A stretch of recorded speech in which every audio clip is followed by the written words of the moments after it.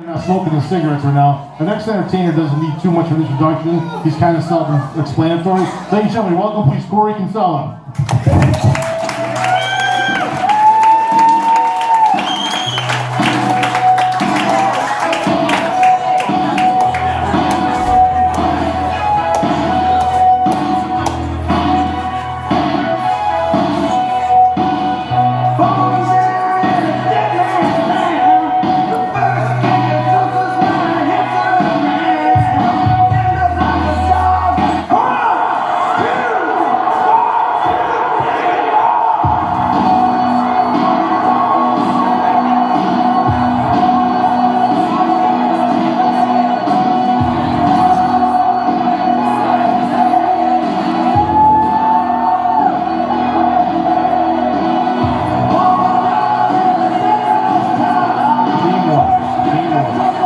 Teamwork.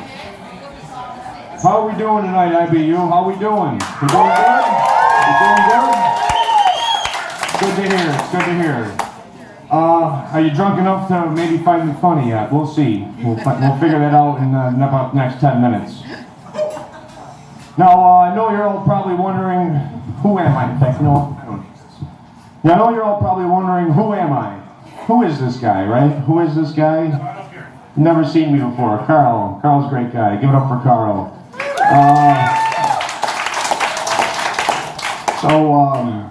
You're wondering who I am. Now, maybe I look familiar to you, maybe I don't. If I look familiar to you, it's simply because I was the kid on the Mad magazine cover in the 90s, you know, the little fucker with the little shit stain with the buck teeth and the weird hair. Yeah. It didn't work out. Things got a little too weird in Hollywood. You know, Kevin Spacey was lurking over there, and you got all those other weird files lurking over there. You know, little kid's not good in Hollywood. Are there any alcoholics in the crowd tonight? Let's give it up for the alcoholics. How many are there? How many are there? So I recently, I had to attend those AA meetings. How many people here have had to go to AA? Alcoholics Anonymous? Nobody? In a brewery? Nobody's had to attend AA. I call bullshit on that one. I call bullshit. So I had to go to these AA meetings. I looked around at these people. You know, you got the circle of chairs. Circle of these cretins, basically, I like to call them. Total maniacs. You know, they sit there and they cry. I drink because of this, I drink because of that. No, you don't. You drink because it's fucking fun, okay? There's no excuse for it, alright? So, I'm at these AA meetings.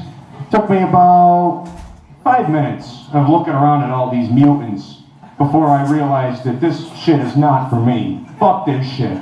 You know, I drink about a case of PBR a day, which is about 24 beers. I don't know why I do it. It doesn't even get me drunk. It doesn't even taste good. It tastes like piss, to be honest. But for some reason I do it. So I was at these AA meetings and realized that this is not for me. You know, I drink the case of beer a day. It cuts into my schedule. I got shit to fucking do, okay? I got beer to drink. I got records to set. You ask Mike Petrovelli back there. I drink about 24 beers in 18 hours. There's no problem. In fact, as a matter of fact, and this is true, I drink so much PBR that my morning piss is literally pure foam. It's all foam. It's seriously all foam. It's like if you were to mix vinegar and baking soda together, it would overflow and spill out the toilet. It's a fucking mess. Pardon me. Bear with me. So much foam. The foam's fucking everywhere. Now let's give a round of applause to Mike and Mike in the morning there for making this all happen. And letting Carl orchestrate this all. Give it up for the two mics. And you know what else? Speaking of the two mics, or Mike and Mike in the morning, or whatever fucking radio show it is you listen to, can we all please stop fucking naming our kids Mike? What is this fucking shit? There's mics everywhere. There's mics all over the place. How many, can you pull out, do you have a phone, sir? Who's got a smartphone? Who wants to get into their contacts and look it up and see how many mics they have in their phone?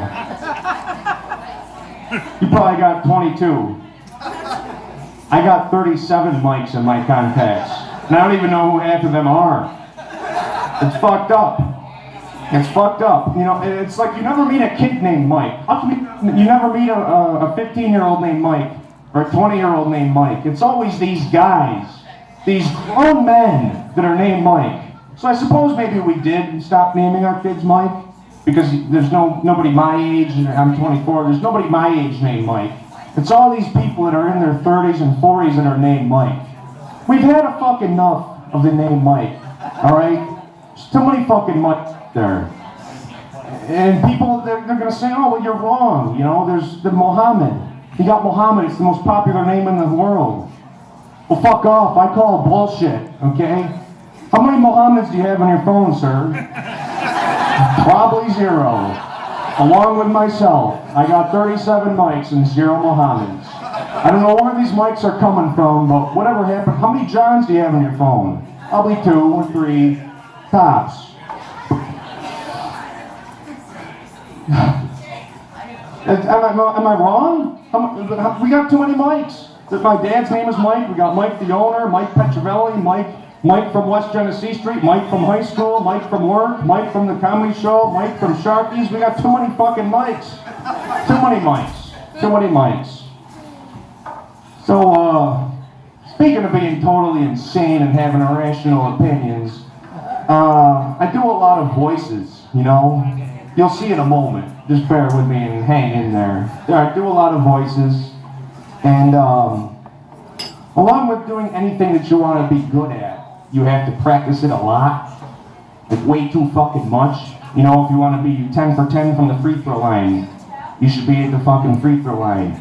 If you want to be up there Forrest Gump style, ping-ponging it up, you got to practice. You got to practice at shit you want to be good at. So along with these voices comes a lot of practice. Way too much practice. And this is a true story. True story. I live with my parents. I live in the basement. It's a great place. Give it up for that, I guess. Great place to live. I don't even want to know how many spiders have crawled in my ears throughout the years of living down there. But, so I'm down in my basement, right? I'm practicing all my voices. It's 4 in the morning. And apparently 4 in the morning is when normal people sleep. I don't know. This is fucking new. I didn't know that people slept at 4 a.m. and that that's not the time to rehearse and go over all your so-called material at 4 a.m. But, so one night I'm sitting down in my basement. I'm sitting down there, and, you know, and I'm talking to myself in former President Barack Obama's voice. We as American people, well, we're frankly better than this. Some reason, some way, somehow, we voted Donald Trump into office. But we as American citizens can't do better. And then I'm sit down there talking to myself in George W. Bush's voice. George W. Bush, you know, he's one of the coolest presidents because he's out there. Looks like he's the only president who's literally staring directly into the sunlight. You know what I mean? Can we just take a time to join shoulder to shoulder and imagine George W. Bush during the eclipse? He wouldn't even need the glasses. He would just be out there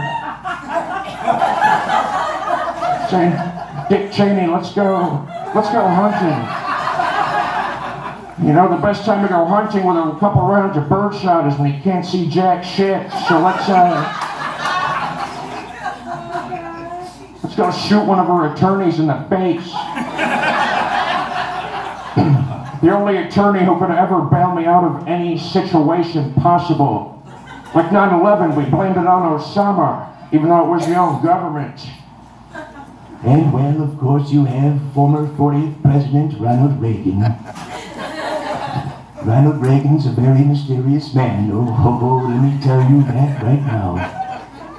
Ronald Reagan has been brought back from the dead to the year 2018 to fulfill one of my biggest dreams of all time. And that simple dream, being able to come to the year 2018, to be able to look Donald Trump in the eyes and say, Mr. President, build that wall. As you know, my biggest claim to fame came on June 12, 1987, when I said, Mr. Gorbachev, tear down that wall. But we're here 30 years later, building the walls. Then you got Matthew McConaughey. You know, some people say that the one thing you want to do in your career, go from making an Oscar-winning movie to making Lincoln car commercials. They say that you don't always buy a Lincoln because you want to. You do it because you're told to. Or maybe because you're an Uber driver. Or what am I gonna do with this bugger when I get done rolling it up in my finger? Then you got Bill O'Reilly. Who here misses Bill O'Reilly, right? Bill O'Reilly, the craziest cokehead we've ever seen on Fox News. Caution! You're about to enter the no-spin zone. The factor begins right now. Good evening, everybody. I'm Bill O'Reilly. I hope you're having a terrific evening. Now, as you all know, earlier today, President Trump tweeted to the North Korean dictator, Kim Jong-un. He said that he's ready for a lightsaber battle whenever he's ready, claiming that his lightsaber is way much longer than Kim Jong-un's, where Kim Jong-un's is supposedly short and stumpy.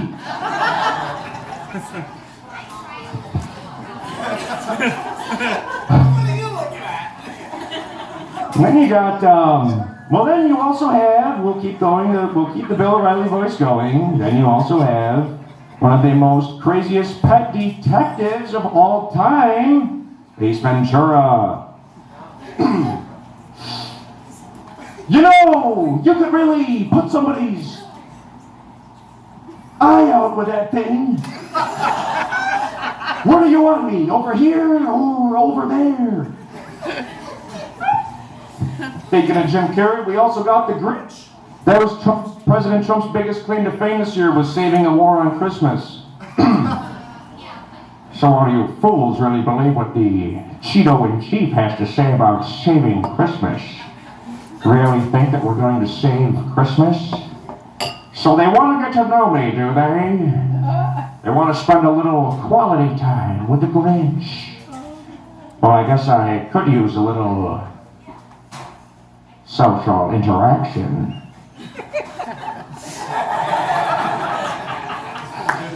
And you know,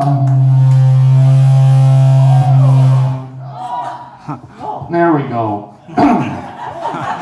All these stupid people that work over in China making the microphone system.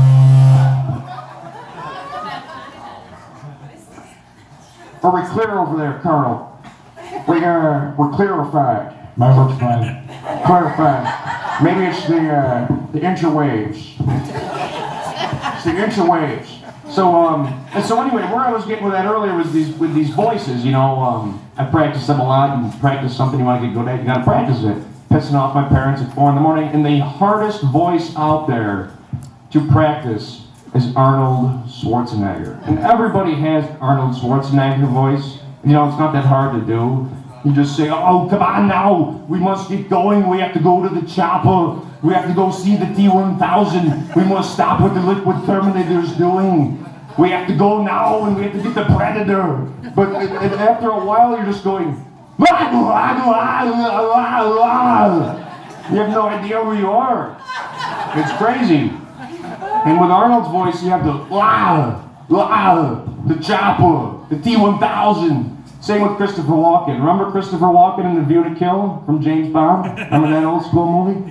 How about, better yet, when Christopher Walken was the dirty old janitor in Joe Dirt when he was in the Witness Protection Program?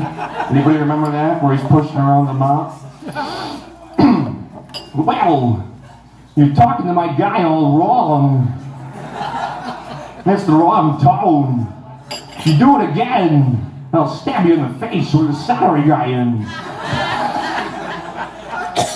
My wife was shot 6 times in New York. I mean Kansas. Speaking of weird, unique voices too, you also have Morgan Freeman. Hello, everybody. how are we all doing tonight? As you all know, Morgan Freeman's voice is literally only good for movie narration. He was the man who played God in the 2003 film Bruce Almighty starring Jim Carrey.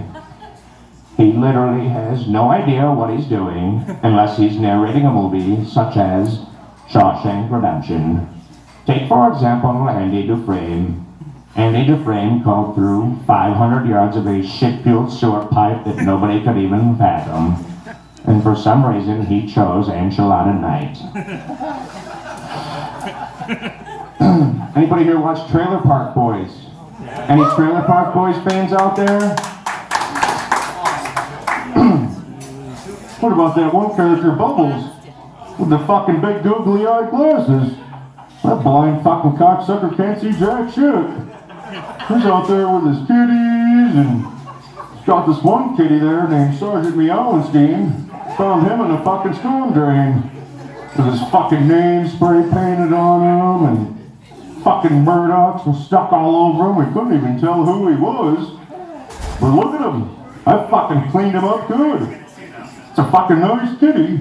Ricky and Julian want to go out and rob the liquor store. How about Family Guy? Family Guy? Oh God. What about Lord Goldman? We all know the orange-haired Jew. We love Jewish people. The Jews are just fantastic people. They didn't do anything wrong.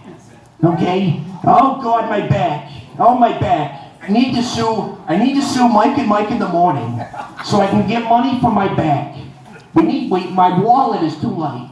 It's too empty. We need more money in my wallet. We're gonna sue Mike and Mike. My back. Oh God. Oh my goodness. I've never had money before until I sue Mike and Mike. Rocky Balboa.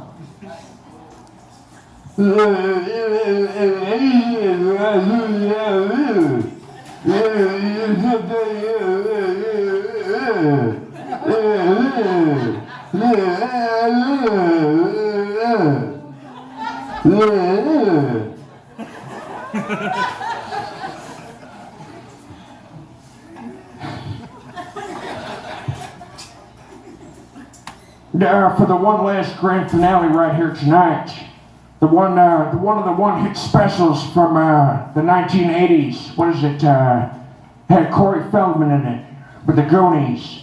We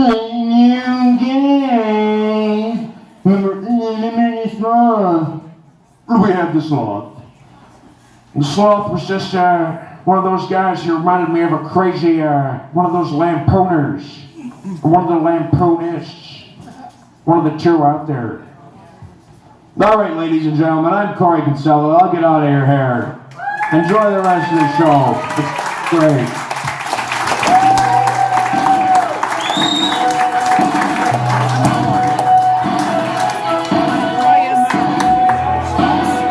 We got one.